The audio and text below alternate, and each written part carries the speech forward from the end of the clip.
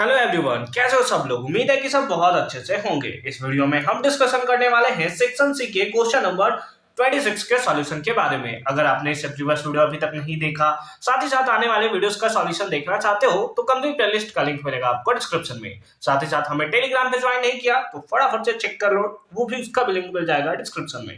Question number 26 जैसा कि आपको स्क्रीन पे देखने को मिल रहा है, national art convention got registration from the student, ठीक है, from all parts of the country. ठीक है, कंट्री के सारे पार्ट से रजिस्ट्रेशन लिया जाता है किसके लिए? नेशनल आर्ट कन्वेंशन के लिए। ठीक है, of which 60 are interested in music, जिसमें 60 लोग जो है वो म्यूजिक में इंटरेस्टेड है, 84 डांस में इंटरेस्टेड है और 108 स्टूडेंट्स जो है वो हैंडीक्राफ्ट्स में इंटरेस्टेड है। ठीक है, For optimum culture exchange, organizer wish to keep them in the minimum number of groups। अच्छा, मतलब जो उसको मैनेज करता है वो चाहता है कि एक मिनिमम नंबर ऑफ ग्रुप्स में उसको क्या कर दिया जाए? ऑर्गेनाइज कर दिया जाए। ठीक है, such that each group consist of students interested in the sem art form, जिसमें एक ग्रुप में वही मेंबर्स हो जिसके पास क्या हो? सेम आर्ट फॉर्म हो। यानी कि अगर म्यूजिक है तो म्यूजिक हो, डांस है तो डांस हो, और अगर हैंडीक्राफ्ट में इंटरेस्टेड है तो वही वाले स्टूडेंट्स हो। ठीक है, and the number of students in each group is same, और जो नंबर ऑफ स्टूडेंट हो हर एक ग्रुप में भी वो भी सेम हो।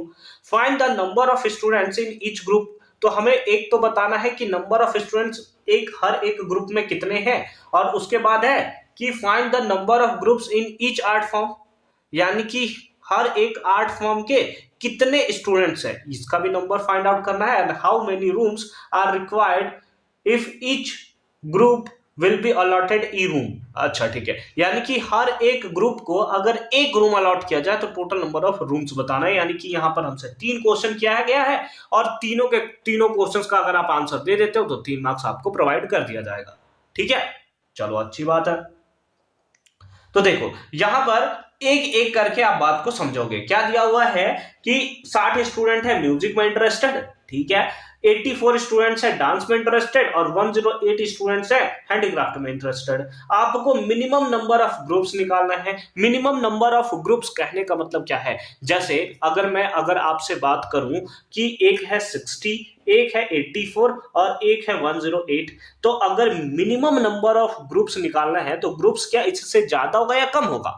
या फिर अगर एक मिनिमम नंबर ऑफ ग्रुप्स में स्टूडेंट को अगर आपको निकालना है तो स्टूडेंट से ज्यादा तो नहीं हो सकता, कम होगा। और जब भी कम का केस आता है एलसीएम तो नंबर से हमेशा बड़ा होता है और एचसीएफ जो होता है हमेशा जो गिवन नंबर है उनसे छोटू नंबर आपको देखने को मिलेगा। यानी कि इस केस में आपको क्या निकालना है? दैट इज आपको निकालना है एचसीएफ, है ना। क्यों? क्योंकि यहां पे दिया था minimum number of groups, minimum number of groups हमें फाइंड आउट करना है और हर एक ग्रुप्स में कितने स्टूडेंट्स हैं ये भी आपको निकालना है। ठीक है, तो आपको क्या करना है? दैट इज आपको निकालना है एचसीएफ ऑफ कितना? 60, 84 और 108, है ना, 108। इसका एचसीएफ कितना होगा ये आप फटाफट से बता दो हमें। देख रहे हो 12 के टेबल में सम कैंसिल होगा तो 12 भी होगा, बट हमें यहां निकाल कर दिखाना होगा। जैसा 60 को आप लिख सकते हो 2 इंटू 2 इंटू 3 इंटू 5, है ना, 5 3 50 30 60, ठीक है। और 84 तो ये 2 20 42 2 21 इंटू 3 इंटू 7, है ना, कितना हो गया? 21 42 84, ठीक है। अब उसके साथ साथ कितना है? 84 है, सॉरी 108 है, 102 54 फिर 2 27, फिर क्या होगा? 3 इंटू 3 इंटू 3, है ना, 27 54 108, ठीक है। हमें क्या निकालना था? एचसीएफ निकालना था। एचसीएफ का मतलब होता है highest common factor. Highest common कितना है?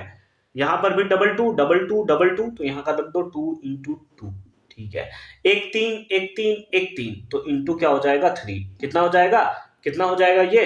तो ये हो जाएगा 3 2 जा 6 2 जा कितना? 12। कितना हो जाएगा? 12 हमें देखने को मिलेगा। यानी कि जो हमसे ये पूछा गया था कि मिनिमम नंबर ऑफ ग्रुप्स बताना है सच, अच्छा मिनिमम नंबर ऑफ ग्रुप्स नहीं, सबसे पहले क्या पूछा था? Find the number of students in each groups. ये हमारे पास आ गया, दैट इज 12। यानी कि इस बेसिस पे एक आंसर तो हमारा आ गया, केवल आप एचसीएफ निकालकर 12 निकाल देते हो, एक आंसर आपके पास आ गया कि find the number of students in each group. ये हमारे पास कितना होगा? 12 होगा। है ना, इसको मैं फर्स्ट कर दे रहा हूं, आप समझ जाओगे फर्स्ट मतलब क्या है, कि जो फर्स्ट का आंसर पूछा था वो।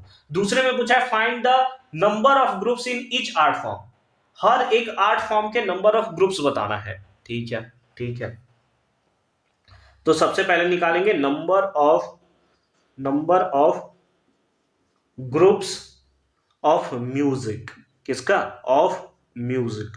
म्यूजिक के टोटल कितने होंगे, टोटल स्टूडेंट हैं कितने, तो म्यूजिक के टोटल स्टूडेंट थे 60 और एक ग्रुप में टोटल कितने हैं 12, डिवाइड कर दो, कितने ग्रुप आ गए, 5 ग्रुप बनेंगे।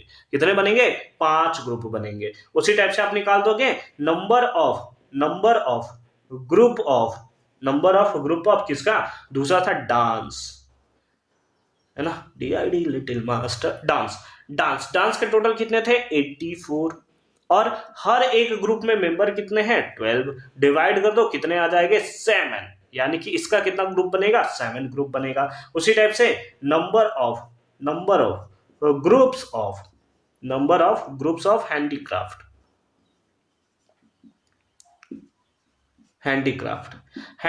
के केस में कितना होगा, टोटल स्टूडेंट्स कितने 108, एक ग्रुप्स में कितने 12, डिवाइड कर दोगे कितने टाइम्स में 9 टाइम्स में। तो इस बेसिस पे ये हमारे पास क्या निकल कर आ गया, आंसर निकल कर आ गया सेकेंड पार्ट का, यानी कि find the number of groups in each art form. तो म्यूजिक में 5 ग्रुप बनेगा, डांस का 7 ग्रुप रहेगा और हैंडीक्राफ्ट का 9 ग्रुप रहेगा। ठीक है, एक और दिया है, 2 नंबर तो आपको मिल गया, तीसरा नंबर भी तो चाहिए।